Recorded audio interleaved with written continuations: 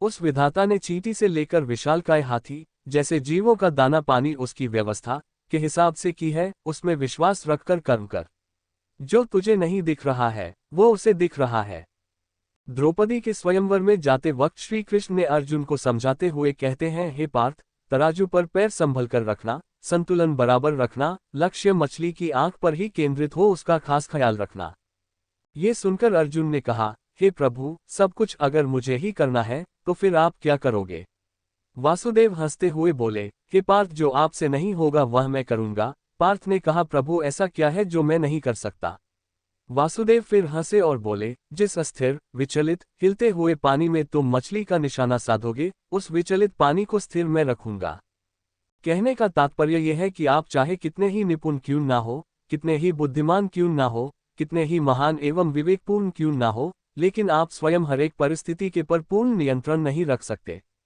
आप सिर्फ अपना प्रयास कर सकते हो, लेकिन उसकी भी एक सीमा है, और जो उस सीमा से आगे की बागडोर जो संभालता है उसी का नाम विधाता है।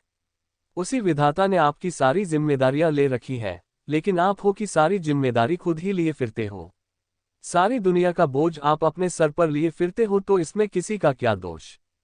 हमें सिर्फ अपना कार्य करते रहना चाहिए। भगवान क्या कर सकते हैं या क्या करेंगे, ये गहरा विषय है।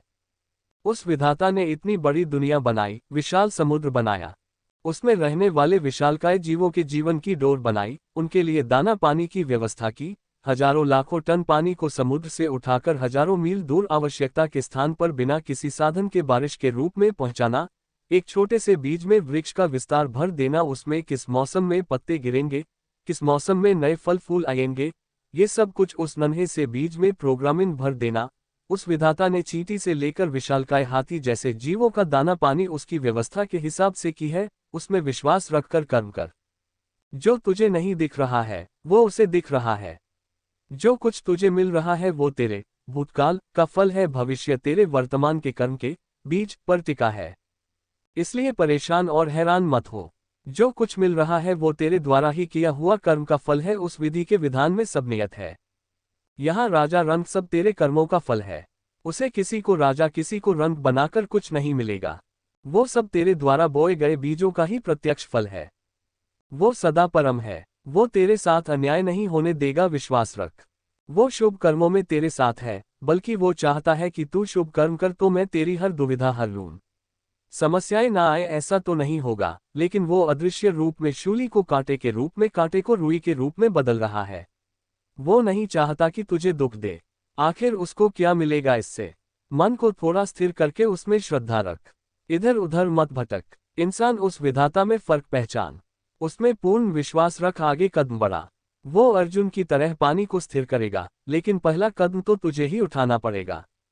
दोस्तों, भगवान श्री कृष्ण की ये कहानी आपको कैसी लगी और आपको इस कहानी से क्या क्या सीखने को मिला, ये हमें नीचे कमेंट बॉक्स में कमेंट करके जरूर बताइए।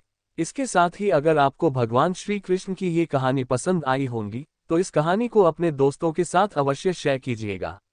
दोस्तों, आज के इस ब्लिसफुल स्टोरी में सिर्फ इतना ही। दोस्तों, हम फिर मिलेंगे ऐसे ही एक इंटरेस्टिंग कहानी के साथ।